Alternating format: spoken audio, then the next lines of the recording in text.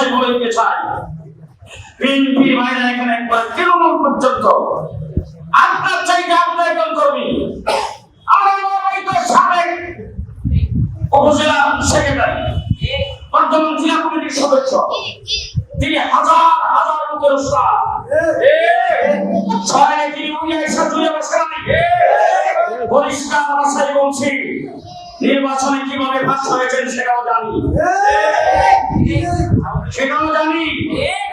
আমার যে সমস্ত কেন্দ্রে আমি মেজরিটি পাচ্ছেন, অর্থাৎ অন্তত 80-90% ভোট পাবো, সেই কেন্দ্রগুলিতে মহড়া দিয়েছে সেনাবাহিনী। মসজিদে দাঁড়িয়ে বলছি আজকে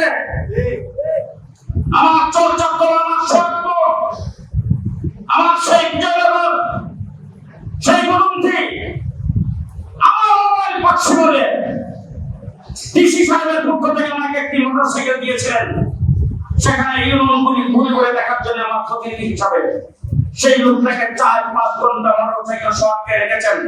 তার যে ফাঁস করা কাগজ আছে সেই কাগজটা দেখতেও চান নাই, তারপরে তাকে ম্যাজিস্ট্রেটের মাধ্যমে 2000 টাকা জরিমানা করে সেখান থেকে যাচ্ছেন সম্পূর্ণ অবৈধভাবে।